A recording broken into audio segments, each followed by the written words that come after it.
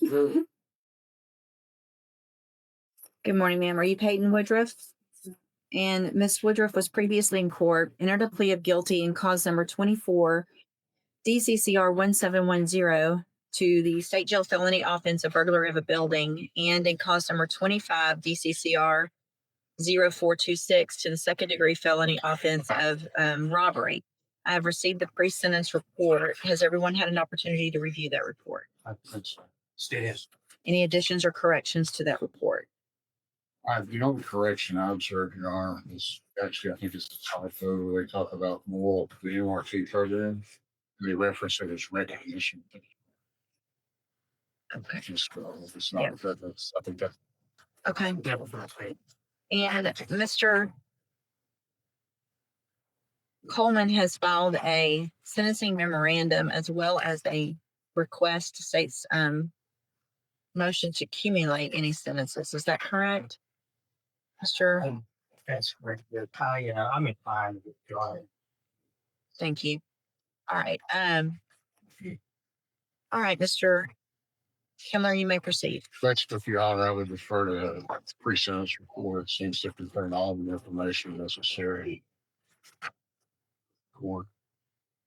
I'm not saying court bound to give us probation, but certain for pre-sentence report certainly within not ready to indicate that that's the sentence.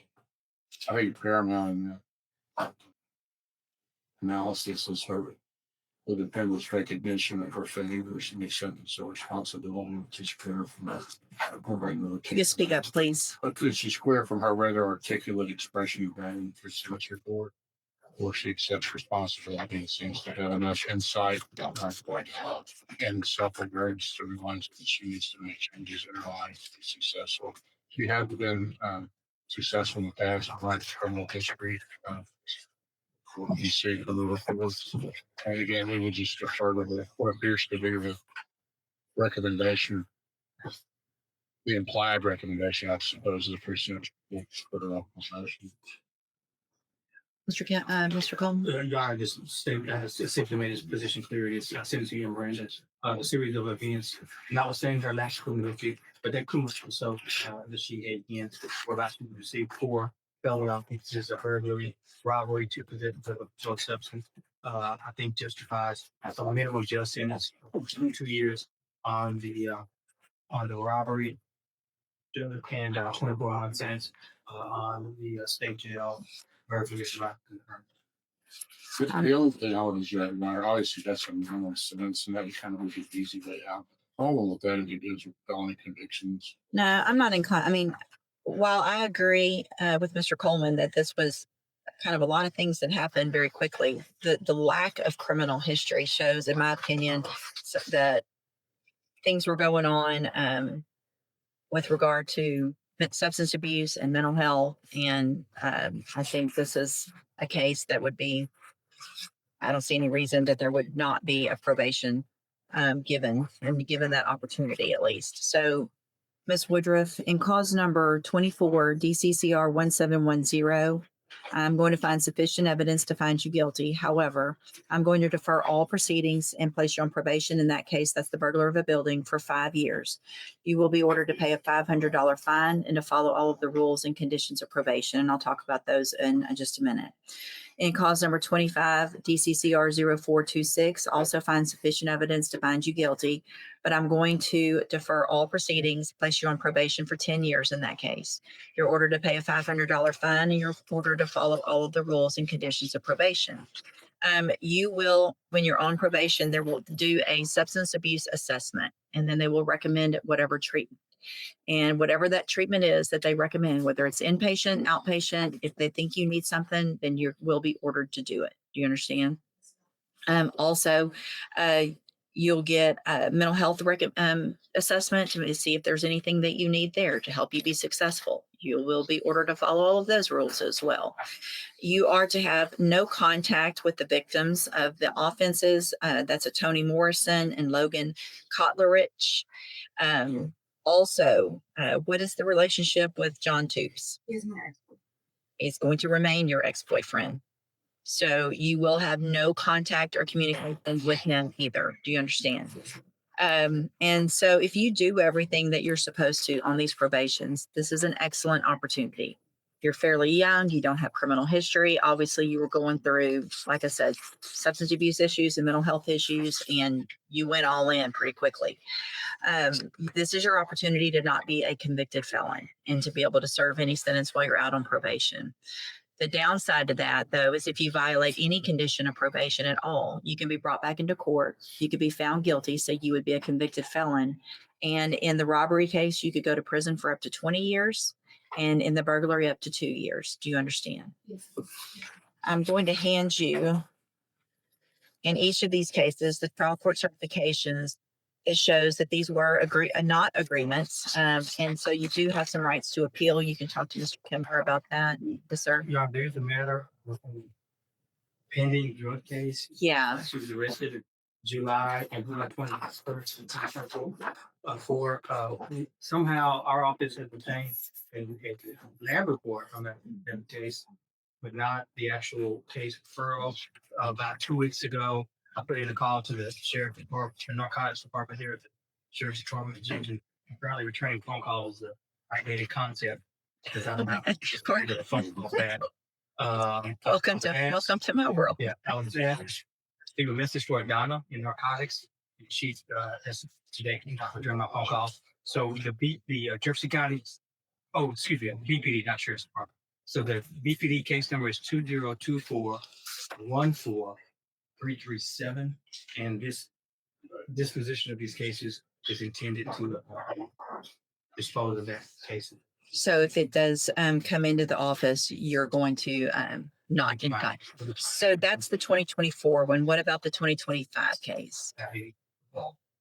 The PSI shows too. The PSI shows that July one from 2024, but it also shows a March of 2025. I'm not aware. That would just, is there a case number? No, it's just listed. I'm having a hard time over declining that we don't have a case number to put on record. Okay, if you'll just kind of watch for it, then we'll hopefully catch it. Y'all can catch it. In fact, if the court wants to construe that as agreement, we would want to know. We got agreement. Well, that's what we would need to change all the paperwork. That's done. I can't imagine that getting a probation, there's going to be an appeal issue anyway. So, all right, good luck to you, ma'am. You can go back with Willa. Yeah. Yes, ma'am. Good morning, sir. Are you Marcus Austin? Yes. And the clause number 24, DCCR 1942. Mr. Austin's case is set for trial to begin with jury selection next Monday. And what is the announcement? We'll look a little bit for just announced already on the state park here. So yeah, I can't hear you. there may be another case that's I don't especially said. But it'd be ready Okay. for Are you ready, Mr. Nichols? Okay. Obviously, I do have another one that we intend to go forward, but that things like that change all the time. So I want to make sure Mr. Austin previously rejected an offer in February. It was a 35-year sentence. This is an aggravated assault, family violence with a weapon. 35 years was the offer. Nothing's changed with regard to that. All right, and you want to go forward with your trial? We're not here to negotiate. Mr. LeBlanc, I'm sure, has been negotiating with the district attorney. And Mr. Ball has got with me several times asking if I've ever been in wiggle room, and I've told him on every occasion. Okay, so there's your answer. It's 35 years or go to trial. So do you want to reject that and go to trial and let a jury decide? Or do you want to take 35?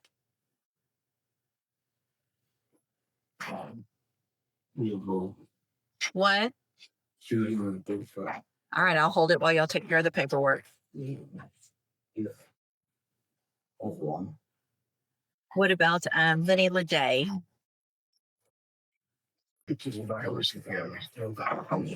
Good morning, you're Salvador Gomez. And Mr. Gomez has 3 cases, 2 manslaughters and a driving while intoxicated, set for trial for jury selection next Monday afternoon. And what is the announcement? Is everybody ready? Yes, sir. State's ready. And Mr. Jones ready to discuss. We asked for special session. Right. Ready to go. Okay. Anything, it looks like there was a motion in limine filed recently. Any issues that we need to take up today with regard to that, or do y'all want to handle it Monday before we get? Probably Monday. Judge, it's pretty standard. It's about showing graphic video or pictures. The only issue in this case, there's really everything's good graphic. And I will do my best, as you know, I've done in the past, to cut it down. I don't want to intimidate the jury or the audience.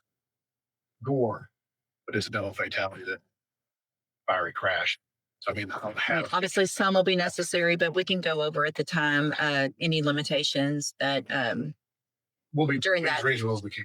I Okay. think we just, ask that they articulate the probative value, Sure. because I think there are a lot that probably, certainly, especially given that I don't know that we're really contesting intoxication, cultivation. While he hasn't finally made his decision, we still anticipate pleading guilty. Okay, and just going forward with punishment. In that regard, Judge, I have an election for punishment and application for community supervision. Can I file those with the court, or prefer that I file those? It's so much easier if you do it electronically. Okay. Otherwise, they have to do it electronically for you. So I'll take care of that one. perfect. Thank you. And if you need on the application, the clerks while you guys are here, that You did it for you me. already did it. Okay, perfect. All right. Anything else then? No, Your Honor, I think everyone is prepared to move forward. All right. We'll see y'all. As far as scheduling, Judge, because I know his wife and his kids are frankly all working now. And so I'm assuming if I have them here Thursday morning, does that sound probably? I think that's reasonable. One of It's hard to say. I would rather, it's hard to say, I know for all of you guys, I would rather, and I know if they're working, we don't want them to miss too much work. I would rather them be here possibly a day early just in case. What I don't like to do, if I can avoid it, is have a jury have to leave at 2:00 some afternoon because we don't have witnesses ready. So maybe Wednesday noonish would be, and they might have to wait, and it might be the next day, but I'd rather that if we can. I assume the picture Monday, start evidence Tuesday. Correct. So what we'll do, I have just like this week, I have this docket every Tuesday morning. So we'll pick the jury at 1:00 on Monday. And then on Tuesday, we'll actually start trial at 1:00. Okay. So because I can't really skip this docket every week. And so, and then we'll go regular times, pretty much 9 to 5 the rest of the time. Okay. Yes, sir. If you need anything else, I'm sure Mr. Nichols can help you out, or call the clerks if you need anything about how we do things here or whatever. Okay, perfect. Thank you. We'll see y'all Monday.